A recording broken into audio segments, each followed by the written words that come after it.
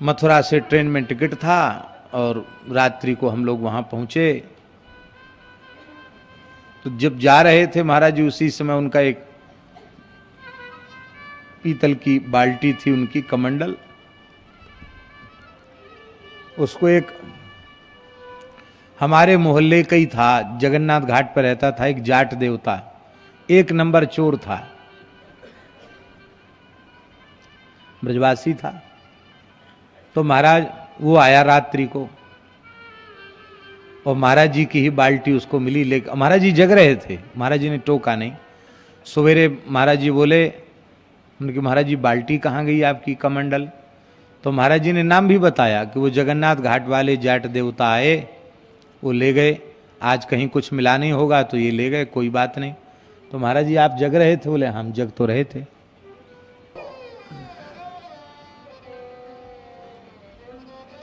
महाराज जी ने देख लिया था कि वो ले गया, लेकिन महाराज जी बोले हम जग तो रहे थे, लेकिन हमका कहीं मिला नहीं होगा इसलिए लेके गया, कोई बात नहीं।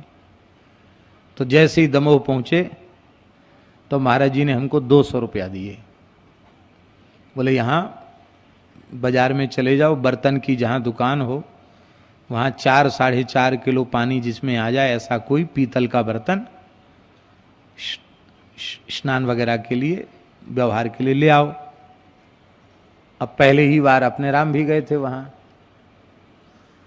तो वहाँ गए तो पता तो नहीं कहाँ बर्तन की दुकान है, रोड पे जाके खड़े थे। एक साइकिल वाले व्यक्ति आए, बोले कहाँ जाना है बाबा जी? कि हमको ऐसे ऐसे एक पीतल का बर्तन लेना है, लेने के लिए जाना। बोले आप क्या करोगे, परेशान होके मैं ले आता हूँ, आप यहीं खड़े रहो, हम दे देता हूँ। ठीक है।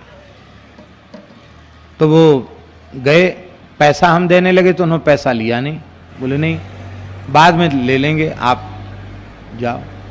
हम खड़े रहे वहीं, वो थोड़ी देर में आए, एक कितना बड़ा पीतल का लोटा लेके आए। बोले वाह 4 साढ़े 4 किलो जल इसमें आ जाएगा, बढ़िया है। उधर बुंदेलखंड में उसको कसेड़िया कहते हैं, छोटी कसेड़िया जैसा है, वो लेके आ गए। हम भी बड़े खुश हुए, महाराज जी के लायक पात्र है। तो पात्र रख दिया हमने और 200 रुपया वापस। महाराज जी बोले वाह पंडित जी, बड़ा जोरदार भगत मिला, बर्तन भी दे दिया और पैसा भी नहीं लिया, पैसा वापस कर दिया। तो हमने कहा महाराज जी ऐसी ऐसी बात हुई, पैसा तो एक ऐसे व्यक्ति ने लिया ही नहीं और उन्होंने अपनी तरफ से ये सेवा कर दी। इतना सुनते ही महाराज जी अप्रसन्न हो गए और बोले पंडित जी जब से गृह त्याग किया गया है तब से अब तक स्मरण में हमारे नहीं है कि हमने अपने व्यवहार के लिए अत्यंत अत्यंत आवश्यक वस्तु की भी याचना किसी व्यक्ति से की हो।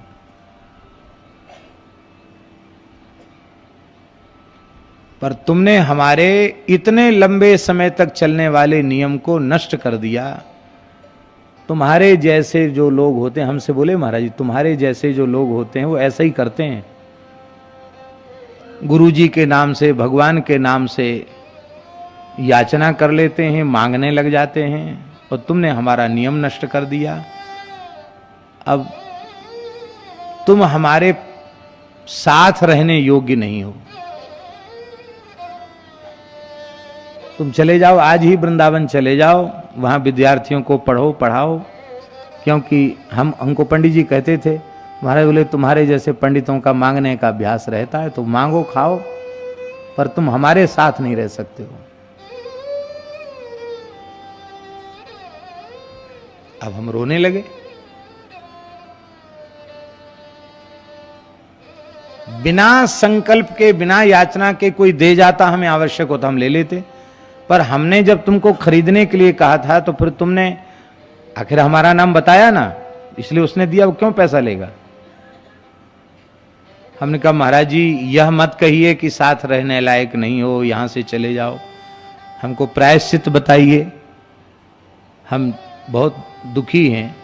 महाराज बोले जाओ खोजो उस आदमी को, वापस कर आओ, हमको जरूरत नहीं है, खरीद के लाओ। वो भगवान की दया से वही व्यक्ति, हम जैसे ही बाहर गए फिर मिल गए। बोले अब क्यों रो रहे हो। हमने कहा लोटा वापस लो, हमको तो खरीद करके ही चाहिए। बोले बाबा 200 रुपए का ही आया। वो 200 रुपए का ही बर्तन था। भगवान की देखो कैसी लीला। फिर जब पैसा दिया और वो लिया, तब महाराज जी ने उस पात्र को अपने पास रखा, उसके पहले पात्र नहीं रखा अपने पास। ये क्या है, महापुरुष अपने जीवन में जी करके दिखाते हैं। इस सूरश्याम गौशाला की स्थापना पूज्य बाबा श्री ठाकुरदास जी के हृदय में श्री गिरिराज जी ने, गौ माता ने भाव प्रकट किया और यहां गौशाला की स्थापना हो गई। एक बछड़े से स्थापना सूरश्याम गौशाला की हुई। पूज्य गुरुदेव श्री भक्तमाली जी इसके प्रथम संस्थापक हुए और अपने संपूर्ण जीवन में अत्यंत समर्पित भाव से यहां उन्होंने सेवा की। लेकिन अपने संपूर्ण जीवन में गौशाला के नाम से भी कभी किसी कथा में, किसी प्रसंग में, किन्हीं लोगों के सामने यह कभी महाराज जी ने नहीं कहा कि हमारी कोई गौशाला भी है और उसमें दान की जरूरत है, आप आइए, आप दीजिए। जो कुछ उन्हें बिना मांगे जांचे मिलता वो पूरा का पूरा यहां समर्पित कर देते। लेकिन कभी किसी के सामने हाथ नहीं फैलाया उन्होंने, कहा भी नहीं।